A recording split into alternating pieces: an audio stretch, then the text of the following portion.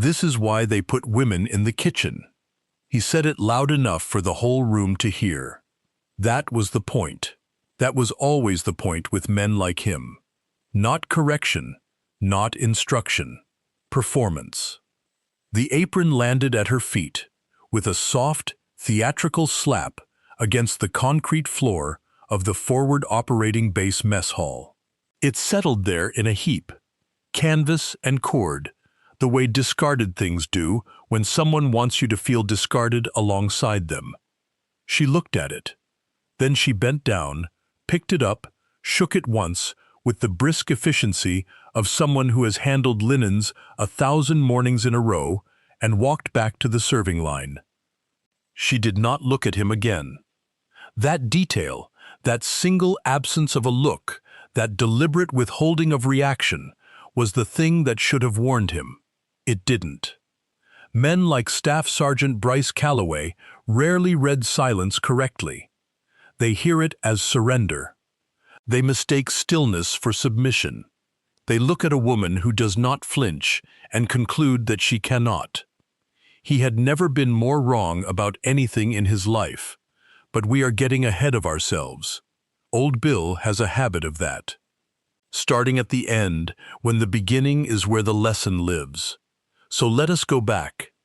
Back to that mess hall, on a base whose name you will not find in any public record. In a theater of operations that was still grinding through another long, hot, exhausting season of work that never fully made the news. Back to a Tuesday morning in late spring, when the air smelled of generator exhaust and scrambled eggs, and the particular grim normalcy that settles over a forward post after enough weeks that it stops feeling temporary. Her name was Ruth Alcott, Chief Warrant Officer 3, retired. Re-enlisted as a food service specialist, pay grade E5, at the age of 44. If you had asked anyone on that base what they knew about the woman who ran the morning breakfast line, most of them would have told you she made good eggs, remembered how you liked your coffee, and always had a word ready when you looked like you'd had a hard night on watch. A few of the longer-serving soldiers, the ones who had been at this particular post across multiple rotations, might have added that she was reliable in the way that truly indispensable people are reliable, without fuss, without complaint, without the need to announce themselves. Not one of them could have told you her last name without checking a duty roster. That was not an accident. That was a choice. Ruth Alcott had been making that choice for 6 years. There is a kind of person, Old Bill has known a few of them in his time, who has done something extraordinary and decided that the extraordinary part is over, finished, accounted for and set aside. These people do not wear their history on their face. They do not mention it at dinner or let it flavor the way they carry themselves through a room. The history is there, if you know where to look, filed away in a folder, recorded in a personnel jacket that most people on a forward operating base would never have occasion to open. But it is there. Every mission, every citation, every Medevac flight made in conditions that would have grounded a less certain hand. All of it there, patient as stone, waiting for the moment it would be needed. She had simply decided it wasn't needed yet. She was content to make good eggs and remember how you liked your coffee and move through the base like a fixed point, reliable and warm and thoroughly, deliberately invisible. Until the morning that Staff Sergeant Bryce Calloway decided to make her visible in a different way entirely. He had arrived at the post 4 days prior, part of a rotational group cycling through from a stateside unit. Fresh assignment, new theater, the particular swagger of a man who has decided that unfamiliar ground is best navigated by establishing dominance before anyone can establish context. He was 31 years old. He had a loud voice, a practiced smirk, and the social instincts of a man who had learned early that groups of young soldiers will laugh at almost anything an authority figure says, provided the authority figure says it with enough confidence. He was not, by any conventional measure, a bad soldier. His file, had anyone pulled it that morning, would have shown a competent, even reasonably decorated NCO. 2 deployments, a commendation, a record that was perfectly adequate, in the way that many records are perfectly adequate, meaning it told you what a man had done without telling you what he was. What he was a man who looked at a middle-aged woman behind a serving line and saw a category rather than a person, a function rather than a history, a piece of furniture that had been issued an apron and posted behind the scrambled eggs until someone had a better use for the space. He had been up since 4. His table was occupied by 3 junior soldiers from his element, PFCs, and a specialist, young enough to be impressed by the right kind of performance. He had given them a running commentary through the chow line, quiet enough to be deniable, loud enough to be heard. When Ruth handed him his tray with the particular quiet competence she brought to every transaction, he had looked at the eggs and looked at her and made a face. "These are wrong," he said. She glanced at the eggs. They were correct. They were, in fact, the same scrambled eggs she had been producing to the same standard for 6 years. She had a system. She knew the system worked because nobody ever came back with complaints. She opened her mouth to offer him a different preparation. He wasn't interested in a different preparation. He was interested in the performance. "I said scrambled," he continued, his voice edging up just slightly, just enough for the junior soldiers at his table to orient toward the sound. "This is what happens when someone doesn't pay attention, when someone is going through the motions." He pushed the tray back across the counter toward her. "Do it again. Right this time." Ruth looked at the tray. The eggs were scrambled. They had been scrambled correctly. She pulled the tray back, scraped the portion, and replaced it with a fresh one from the pan she kept warm on the back burner. She handed it back. She did not say anything. He took the tray. He went to his table. He sat down and ate the eggs, which were, to no one's surprise, the same eggs in every way that mattered. But the performance had been given. The dominance had been established. The junior soldiers had seen it. That should have been sufficient. For most people with his particular brand of insecurity, that would have been sufficient. But he came back 20 minutes later with the tray, after most of the breakfast rush had thinned and the mess hall had settled into the quiet interlude between the end of one shift and the beginning of the next. Ruth was clearing the serving line, wiping down surfaces with the methodical attention she brought to all physical tasks. There were perhaps 8 or 10 people still in the hall. Enough of an audience. He set the tray down on the counter with a sound just slightly louder than necessary. "The coffee was cold too," he said. "And the portion on the fruit was short. The coffee had not been cold. The portions were standardized. She knew this because she had measured them herself at the beginning of the shift, the way she did every shift, because Ruth Alcott was not a woman who cut corners on process, even when no one was watching. She looked at him. He had a slight smile on his face, the smile of a man who is enjoying himself. She said, calmly, "I can get you more fruit if you'd like, Sergeant."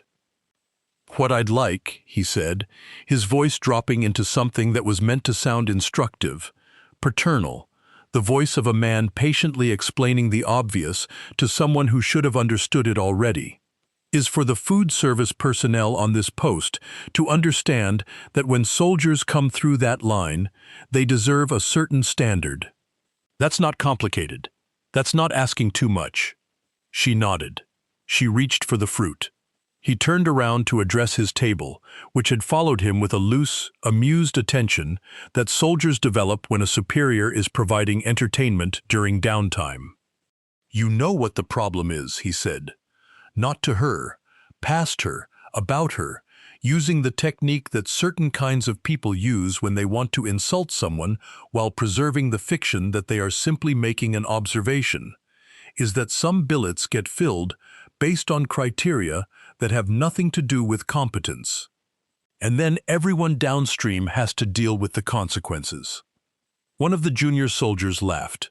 A short, uncertain sound, the laugh of someone who isn't entirely sure what they're endorsing, but doesn't want to be the one who isn't laughing. Ruth set the fruit portion on the counter. She met his eyes with an expression that was utterly, completely level. Not angry, not wounded, not even particularly patient, simply present. She was looking at him the way you look at weather, noting it, accounting for it, moving on. That expression, that particular quality of it, seemed to irritate him in a way that nothing else had.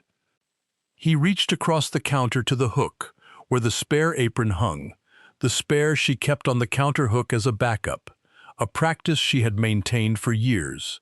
He pulled it free. He held it for a moment, and then he dropped it, deliberately, at her feet.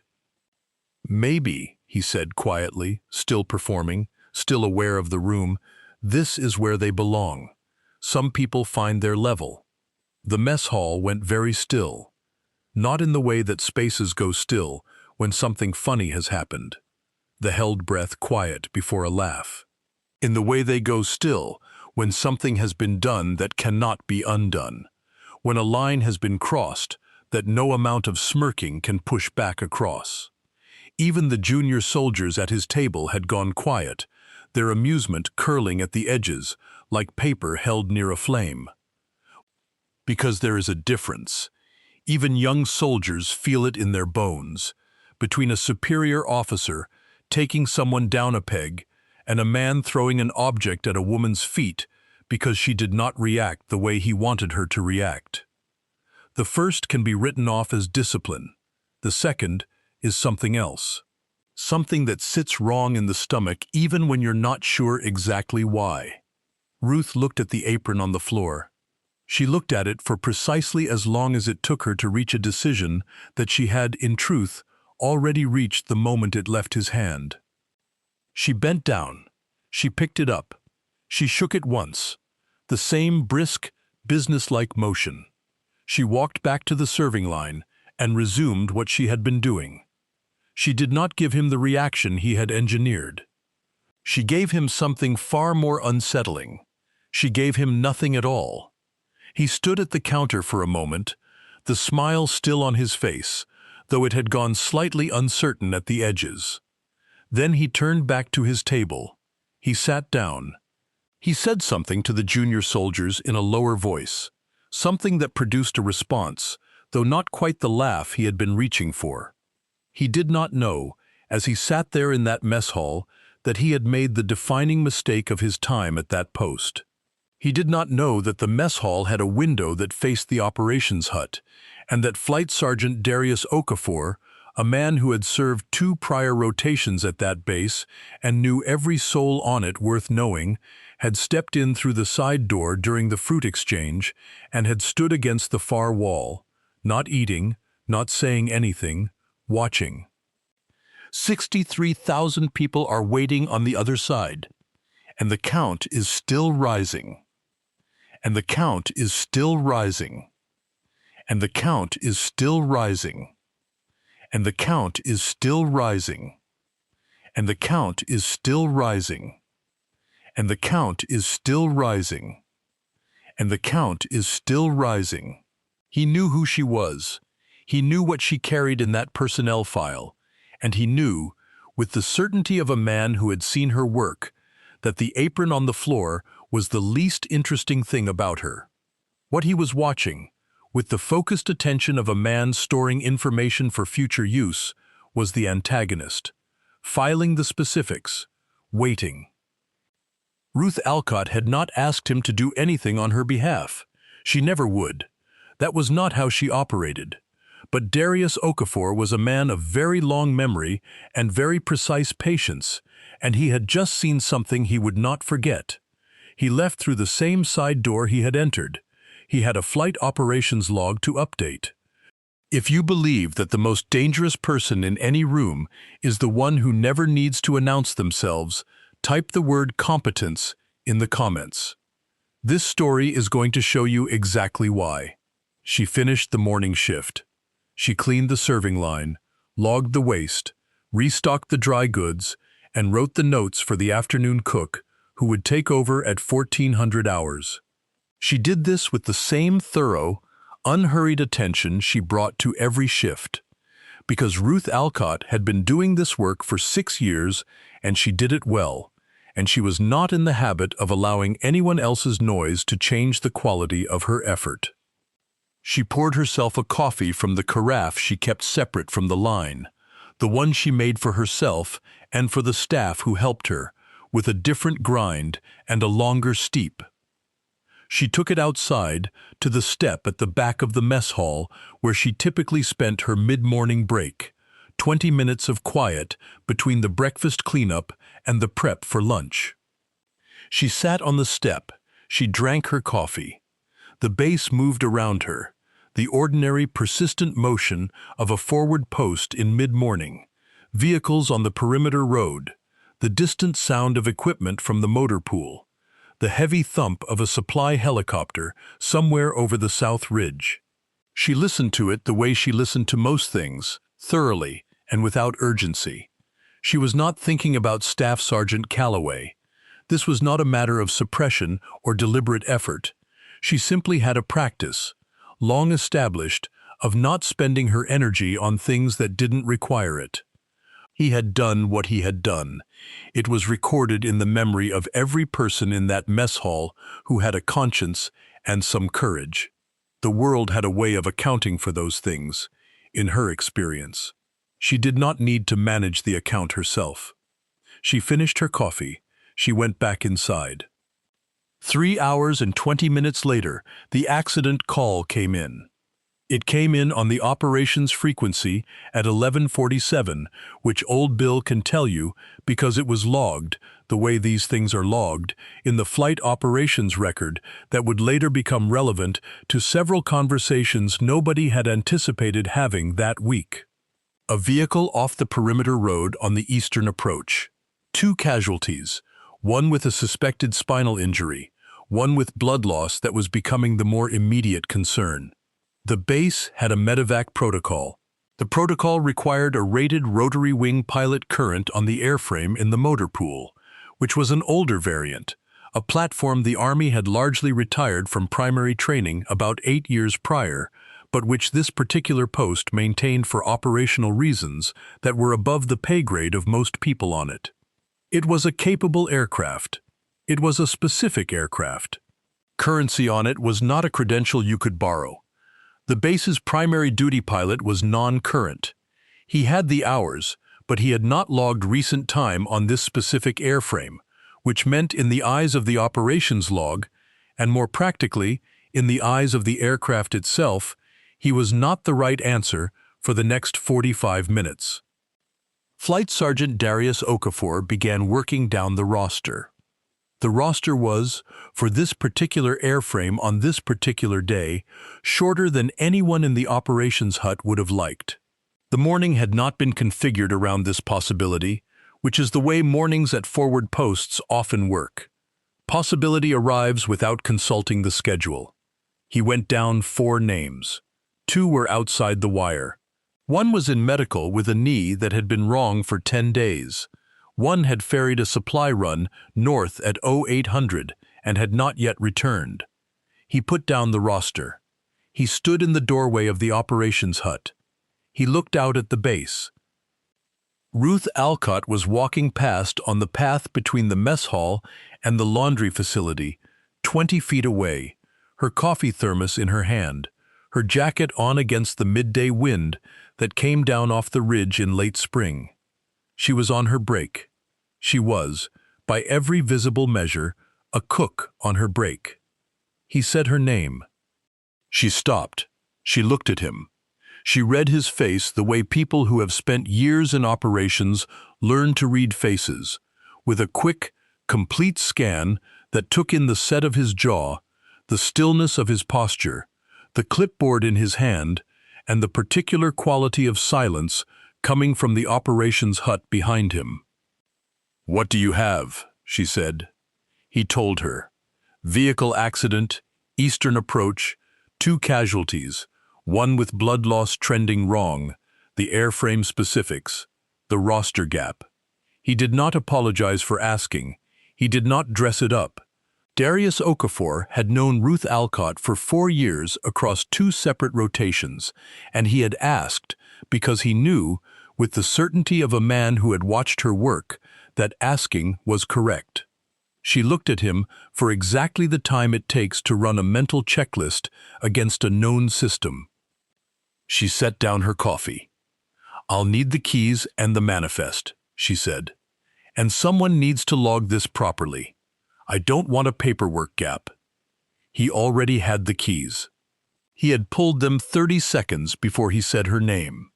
There are moments, old Bill has thought about this often, when the distance between what a person appears to be and what a person actually is collapses in a single action.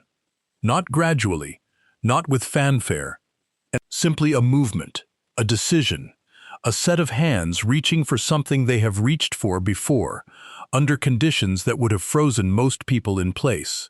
And then the distance is gone, and there is only what is true. Ruth Alcott walked to the motor pool with Darius Okafor.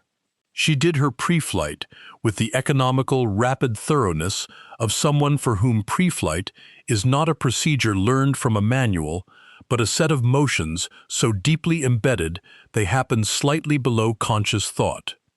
She checked the systems in the order she had always checked them. She noted what she noted. She said 2 things to the ground crew waiting at the pad, both of them short and precise, both of them the right things to say to a crew that needed to move quickly and didn't need additional words. She lifted the aircraft off the pad at 11:59. There is a thing that happens to a helicopter when the right person is at the controls.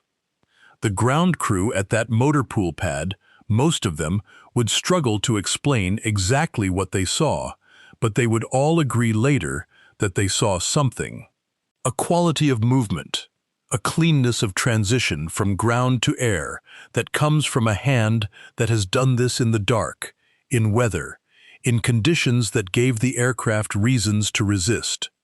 The aircraft did not resist. It rose and translated, and was moving in the direction of the eastern approach before the sound of the rotors had fully settled into the ears of the people watching from the pad. Corporal James Whitfield was one of those watching. He was 22 years old. He had been on the base for 11 weeks. He did not know who Ruth Alcott was. He knew who made the eggs in the morning. He watched the helicopter clear the perimeter and said, to no one in particular, "Who is that?" Nobody answered him right then. The answer was coming. It was going to arrive at dinner, and it was going to be the kind of answer that a young soldier remembers for the rest of his career. If these stories mean something to you, there's a Patreon link in the description below. Every bit of support helps old Bill keep telling them. She reached the accident site at 12:11. The vehicle had gone off the road on a curve on the eastern approach, a stretch of road that had been a problem since the previous rotation, a combination of grade and surface condition and a guardrail that had been on the maintenance request list for longer than it should have been. The 2 casualties were being managed by the first response team that had reached them overland. One of the responders, a medic named Torres, who had been at this post for 8 months and who had a gift for the work that nobody had bothered to tell him he had the blood loss casualty stable, but deteriorating at a rate that made the next 20 minutes consequential. Ruth brought the aircraft down in the space the first response team had cleared. She brought it down clean. She brought it down in a space that a more cautious or less practiced pilot might have declined, citing the terrain, the wind off the ridge, the angle of the slope. Ruth Alcott looked at the space, assessed it in the language of physics and experience, and put the aircraft exactly where it needed to be. Loading was 12 minutes. She used every one of them well. She lifted at 12:23. She had both casualties aboard. She flew back at the altitude and speed that the more critical casualties condition recommended, which was not the altitude and speed that was technically most efficient, but was the altitude and speed that a person with experience knows to choose when someone's blood pressure is doing something you don't want it to do at high altitude. And the count is still rising. She sat down at the base medical pad at 12:41. Both casualties were transferred. Both casualties were stabilized. The one with the blood loss, whose name was Private First Class Danny Costa, who was 20 years old and from a small town in the middle of the country, and who had a mother who did not yet know this day had happened, would be discharged from the forward medical element in 11 days with a scar and a story and a life he might not have had without those 12 minutes between 12:23 and 12:41. She signed the aircraft back. She noted the fuel state and the systems check in the log, all of it correct, all of it clean, the documentation of a pilot who does not get sloppy at the end of a mission because the mission is finished. She walked back to the mess hall. She was back at the prep station before the lunch shift began. She had a soup going and the bread out of the oven and the sandwich components prepped and portioned by the time the first lunch soldiers came through the line. She had been gone 1 hour and 17 minutes. Nobody on the serving line said anything about it. The kitchen staff had seen her leave. They had covered for her without being asked, because Ruth Alcott, in 6 years on this post, had covered for every one of them at some point, and people remember that kind of thing without putting it into words. The lunch shift ran. The line moved. The mess hall filled and thinned and filled again with the steady rhythm of a bass in the middle of its working day. Staff Sergeant Bryce Calloway came through the line at 12:58. He did not look at her differently than he had looked at her that morning. Why would he? As far as he knew, nothing had changed. The morning had happened the way he understood it to have happened. He had eaten his lunch, he had gone back to his duties, and the world was arranged as he believed it to be arranged. He took his tray, he sat down, he ate. He would find out what had happened that morning at 17:22, which was the time that the base commander, Lieutenant Colonel Diane Holt, walked through the side door of the mess hall. Lieutenant Colonel Holt was not a person who made a habit of theatrical entrances. She was a person who had run this post through 2 full rotations with a combination of competence and deliberate even-handedness that had earned her a loyalty from the base personnel that she had not sought and did not perform for. She walked through the mess hall the way she walked everywhere on the post, steadily, with a specific destination in mind. Her destination was the mess hall. More specifically, it was the serving line. More specifically, it was Ruth Alcott, who was wiping down the end of the serving line in preparation for the close of the dinner shift, moving with the same methodical efficiency she brought to all things. Lieutenant Colonel Holt stopped at the counter. She said, "Chief Alcott." Not cook, not ma'am, chief. The mess hall, which had perhaps 30 personnel in it at that time, including Staff Sergeant Bryce Calloway at a table toward the middle with 2 of the same junior soldiers from his element, went through a particular kind of quiet that is different from ordinary quiet. It is the quiet of a room that is paying very close attention. Ruth looked up. "Colonel," she said. Her voice was the same voice she used for everything, calm and even and without particular emphasis. "I wanted to thank you personally," Lieutenant Colonel Holt said, "for this afternoon." Ruth nodded once, a small, acknowledging nod, the nod of someone who is receiving recognition and has not forgotten how to accept it without either deflecting it completely or making too much of it. "The medical team told me both of them are stable," the lieutenant colonel said. Torres did good work on the ground, but the transport window was what it was. He made a point of being very clear about that. Torres knows what he's doing, Ruth said. He's got good instincts. He does, Lieutenant Colonel Holt agreed. So do you? There was a pause. In that pause, the 30 people in the mess hall were very still. Sergeant Calloway had stopped chewing. Lieutenant Colonel Holt reached into the folder she was carrying. It was not a large folder. It was a standard military personnel jacket, the kind that every service member has, the kind that contains the complete record of everything a person has done in uniform. She opened it with the particular deliberate unhurry of a person who has decided that what is in this folder is going to be read aloud, in this room, tonight. She cleared her throat. I pulled your file this afternoon, she said, because I realized that for 6 years you have been on this post, and I have never once looked at what you brought with you when you came here. Ruth said nothing. Her expression did not change. Chief Warrant Officer 3, Ruth Alcott, Lieutenant Colonel Holt said, reading from the jacket, her voice carrying to every corner of the mess hall in the way that voices carry when a room has decided to be very, very quiet. Initial enlistment, age 19. Aviation Warrant Officer Candidate School, Fort Rucker.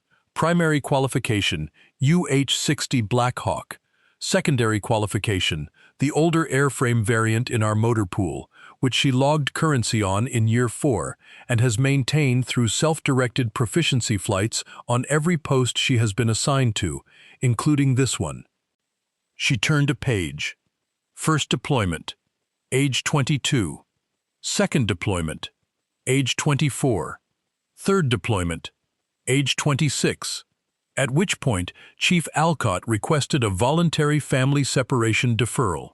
She left active service. She raised 2 children, one of whom is currently serving in the Navy. She turned another page. The sound of that page turning was the loudest thing in the mess hall. She re-enlisted at age 41. She requested food service specialist posting at this base, specifically on the grounds that she had served here twice before and knew the ground and knew the flight operations requirements, and believed she could be useful here in a role that was not high profile. Lieutenant Colonel Holt looked up from the file. She looked at Ruth. Then she looked, deliberately, with the steady, unflinching authority of a person who has earned the right to look at anyone she pleases, at Staff Sergeant Bryce Calloway. He was sitting very still. Prior to her family separation deferral, Lieutenant Colonel Holt said, and her voice had acquired a quality now, a quality that was not anger exactly, but that was the close cousin of it, the controlled, precise, devastating near relation of anger that a person of authority uses when they want to be very sure that words land at their correct weight. Chief Warrant Officer Alcott flew 43 logged Medevac missions from this base. 43. Across 2 rotations, she holds 2 distinguished Flying Cross citations. The first was awarded for a night extraction in conditions that the weather report for that evening described as, and I am reading from the citation, conditions incompatible with safe flight operations, during which she removed 4 casualties from a position that had become untenable and which no other rated pilot on the manifest was current enough on the airframe to attempt. Silence.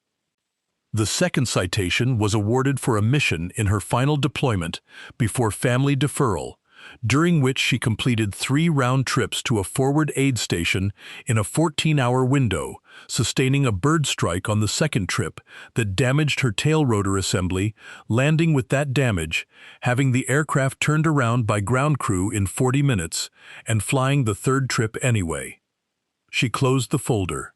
She looked at Staff Sergeant Calloway. He was not smirking. The smirk, the practiced, confident, audience-aware smirk that had been his primary tool of social navigation for most of his adult life, was entirely absent. In its place was something that would have been difficult to name precisely, but which combined elements of mortification and a more fundamental species of shock, the shock of a man who has suddenly and completely understood that the picture he had of a situation was not the picture of the situation. That the category he had placed a person in was not the category the person occupied. That the furniture he had been dismissing had, this afternoon, flown a helicopter that kept one of his fellow soldiers alive. "The apron incident was reported to me," Lieutenant Colonel Holt said. She said it quietly. She did not need volume. The words did not require assistance. "I am going to address that through the appropriate command channels," she continued, "and I am going to ask you to consider very carefully what it says about your judgment. As an NCO who is responsible for the development of junior soldiers, that you gave those soldiers a demonstration this morning of exactly the kind of assumption-making that gets people hurt, gets missions failed, and reveals more about the person making the assumption than it ever reveals about the person they have decided to dismiss." She looked back at Ruth. "Chief Alcott," she said, and her voice was different now, warm and direct and without any of the command formality that had carried the previous several minutes. "Thank you for this afternoon and for every morning before it. This post is lucky to have you." Ruth nodded again, that same small, clean nod. "Thank you, Colonel," she said. "The food's going to be ready for cleanup. If you want to stay for coffee, I've got a pot on the back burner." Lieutenant Colonel Holt smiled. "I'd like that," she said. Bryce Calloway left the mess hall. He left quietly.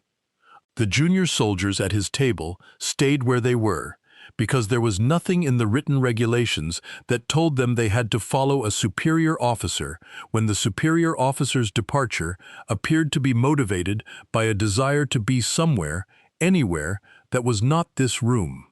They stayed. They finished their food. They did not say much. But they did not forget what they had seen. That is important. That is, in some ways, the most important part of this story. The formal proceedings went the way formal proceedings go when a documented incident of conduct unbecoming meets a command climate that takes such things seriously. The specifics are not old bills to share in detail, partly out of respect for a process that exists for good reasons, and partly because the specifics, once the relevant documentation had been assembled, are almost beside the point. What the record shows is that Staff Sergeant Calloway was reassigned to a stateside administrative posting before the end of the month. The specifics of the reassignment carried language in his evaluation that would follow him in ways that matter to people who understand how careers are built and ended inside military organizations. He was not destroyed. Old Bill is not in the business of destruction, and neither, it is worth noting, was Ruth Alcott. She did not seek the evening in the mess hall. She did not engineer the lieutenant colonel's visit. She did not file the report that began the formal process, though she answered honestly when the investigating NCO asked her to. What she did was what she always did. She made good food. She remembered how you liked your coffee. She went where she was needed when she was needed, because that is what she had always done from the time she was 19 years old and walking into the aviation warrant officer program with a certainty about her own capability that the institution had done its best to test. She had not been found wanting at 19. She had not been found wanting in any of the 43 missions. She was not found wanting on that Tuesday in late spring when Darius Okafor said her name from the operations hut doorway and she set down her coffee. The story spread, as stories spread on forward posts, which is to say, faster than official communications and with considerably more detail. By the following morning, every soldier on that base knew the outlines. Within a week, the specifics had acquired the character of something passed on deliberately, the way certain lessons are passed on when people want them to stick. Corporal James Whitfield, who had watched the helicopter lift from the motor pool pad and said, "Who is that?" to no one in particular, found out the answer at breakfast the next morning from one of the other junior soldiers. He sat with it for a moment. Then he went through the line. When Ruth handed him his tray, he looked at her and said, "Thank you, Chief." He said it simply, without ceremony. The way you say something to a person when you mean it, and you don't want the sincerity to be obscured by decoration. She looked at him. She said, "How do you like your eggs?" "Scrambled," he said. "I'll get them right," she said. She always did. Sergeant Torres, who had managed the blood loss at the accident site and who was told later about the aircraft origin and the pilot, wrote one line about it in his personal journal that evening, because Torres was the kind of person who kept a journal. He wrote, "The person who saved Costa this morning makes the eggs." He read it back and decided that was sufficient. That was all it needed to say. Private First Class Danny Costa went home 11 days later, walking on his own, with a scar on his left side, and a story he would tell for the rest of his life. He would not know, for some time, the specifics of who had flown him out. When he found out, which he did eventually, through the patient working of the kind of information network that veterans maintain among themselves, he wrote a letter. He wrote it to the address on file. He did not know if it would reach her. It did. She kept it in a drawer. There is a lesson in this story that Old Bill could state plainly. He has, in fact, been stating it across every story on this channel, in different uniforms and different settings and different variants of the same essential confrontation between the person who announces themselves and the person who simply is. The lesson is plain enough that perhaps it does not need stating. But Old Bill is going to state it anyway, because some things deserve to be said directly. The most dangerous assumption you can make about any person is that their current function defines their full capacity. The person handing you a tray, or carrying your bags, or filing your paperwork, or standing at the back of the room while someone else speaks, may have done things that you have not done, may have earned credentials that you do not have, may have been called on in conditions that would have tested you in ways you have not yet been tested, and answered that call cleanly, and then chosen, for reasons that are entirely their own, to do a different kind of work for a while. The quiet professional does not owe you their history. They are not required to display it. It is not filed in a place you can read without their permission, or without the specific, consequential circumstances that caused Lieutenant Colonel Holt to open a folder in a mess hall on a forward operating base in late spring. But it is there. It is always there, and the person who makes the noise, who throws the apron, who smirks at the audience of junior soldiers and uses a rank and a loud voice to fill the space where genuine competence should be, that person has made a wager without knowing they have made a wager. The wager is that the person they are dismissing is what they appear to be and nothing more, that the apron is the full picture, that the serving line is the whole story. It is a wager that is very frequently lost. It is a wager that Ruth Alcott, who flew 43 Medevac missions from that base and raised 2 children and re-enlisted at 41 and came back to the post she knew best to do work that needed doing, would never have made. Because Ruth Alcott had spent enough time in enough rooms, under enough pressure, doing enough things that other people said could not be done, to know that the loudest person in a room is almost never the most capable. She knew what she was. She did not need anyone else to know it, until the day that someone needed her to fly. That is the kind of person Old Bill's Tales exists to honor. Not the person who announces their valor, not the one who needs the audience, the stage, the performance. The one who picks up the apron, goes back to the line, makes the eggs correctly, and is standing by the operations hut path when her name is called. The person who is always ready, who is never done, who has never, not for a single morning of any rotation, been what they appeared to be. Those are the people who built the thing we call service. Those are the people this channel is for. For more stories where quiet competence humbles loud arrogance, subscribe to Old Bill's Tales. And if you'd like to help me keep telling them, you'll find my Patreon linked in the description below. Thank you for standing with me.